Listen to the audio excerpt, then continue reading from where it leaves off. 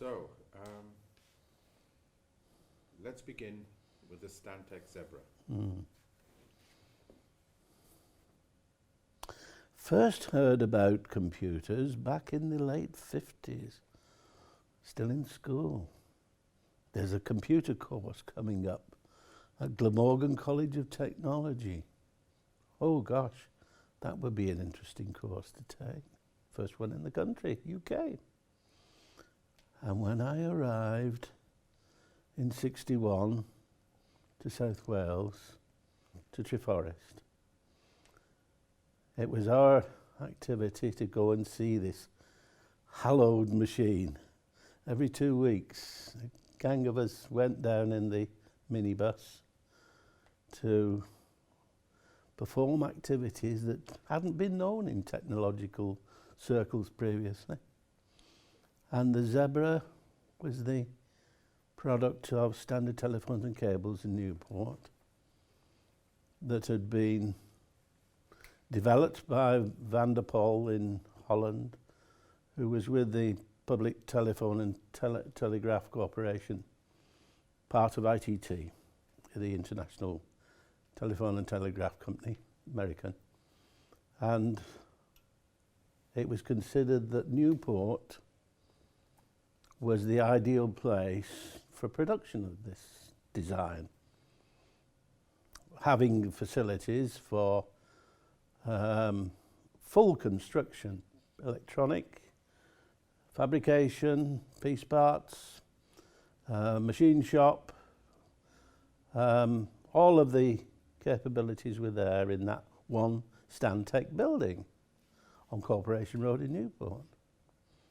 And they took responsibility for the production of the Zebra. Just to say Zebra. Why on earth was it called the Zebra? Zeer eenvoudig binair rekenautomaat. Not very good at Dutch, I'm afraid. But translates a very easy binary calculating machine, VEBCM, which doesn't roll off the tongue, but Zebra does. But however, this machine was made at Newport. And 58, I think it was, the first models were produced in a valve form. Transistors hadn't hit the marketplace yet by then. Bell Laboratories did it later. But of course, with valves as they were constructed such that it was on the outside of the circuit board. This is typical of the circuit board that went into the Zebra. And the valve would be on the outside of the circuit board for easy exchange and if it failed. The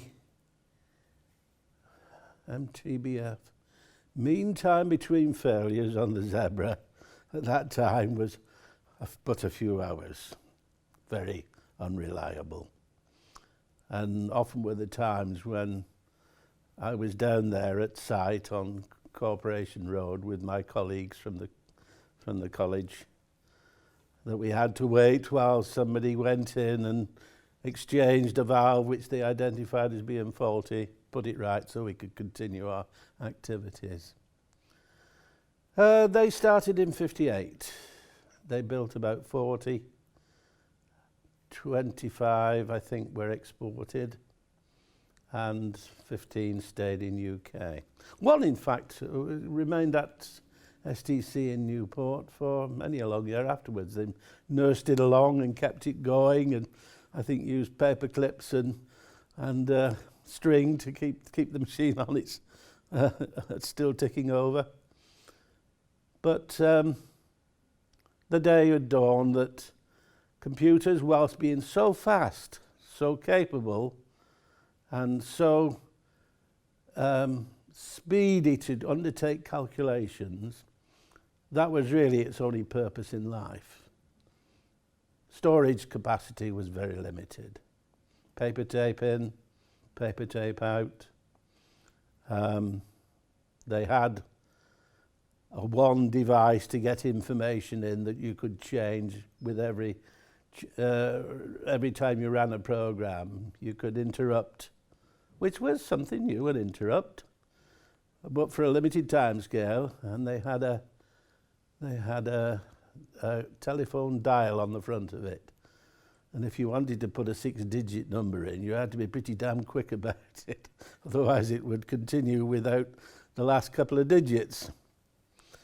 But limited in its storage capacity, and that's what signed its departure, I'm afraid.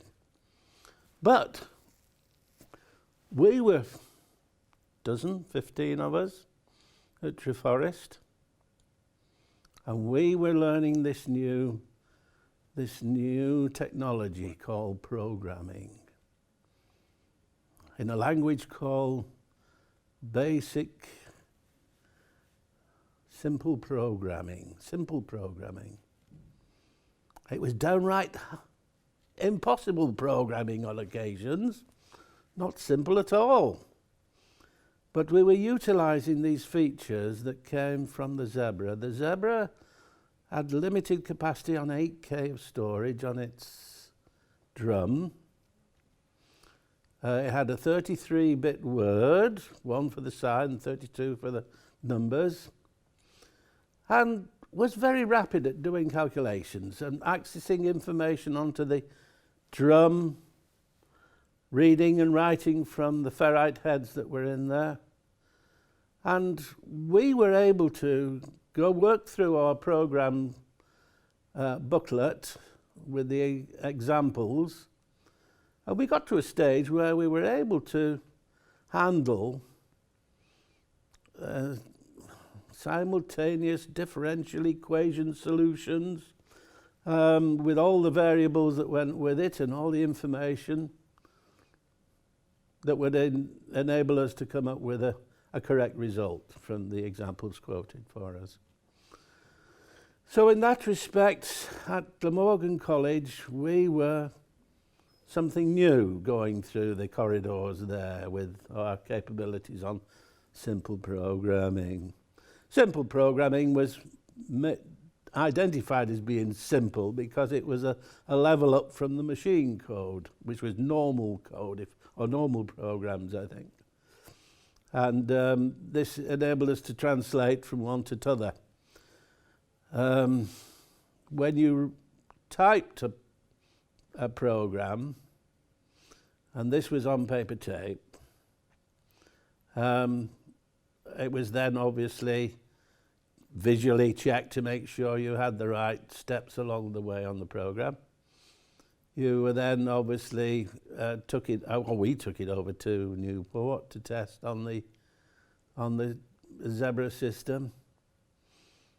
And the only diagnostic was if your program wasn't going to work properly, the paper reader, or the paper tape reader, stopped. You had no message, no information, no news about why it stopped, but you were able to kind of put a mark on the paper tape to say it stopped there. And you can then obviously go through your list and see why the reason, or get to the reason why it stopped, and why it wouldn't function from there on in. You then had to obviously reproduce that paper tape on a Westrex reader punch device, if it was free, to enable a change to get back to hopefully getting your program correct.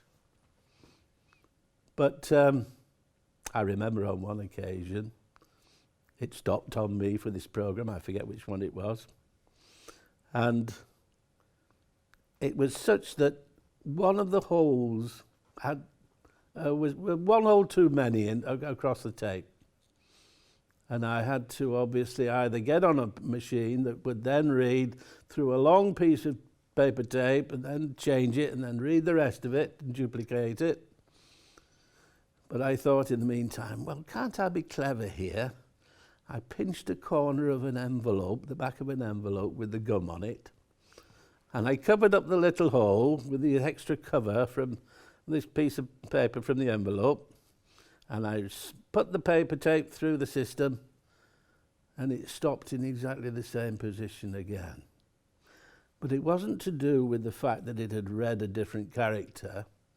It was because the thickness of the paper tape plus the envelope gum bit stopped it. So I gave it a tug, and off it went. And it was right, I'm glad to say, at the end of the exercise. So such are the tweaks that went on, of course, to get things to work when you obviously had an hour, maybe 2 hours possibly, on the excursions to Newport. But obviously for all those years, 3 years it was in fact, obviously, from Treforest, we were in a situation where we'd obviously developed our skills and moved on. Now, it wasn't long after that that we moved on to much more sophisticated equipment and other locations. Alterine Technical College, just up the road from Corporation Road, had a kind benefactor who'd supplied an Elliott 803, and that was obviously superior from what we'd had before, and we migrated to that. What facilities were in Glamorgan? Glamorgan College had nothing at the start.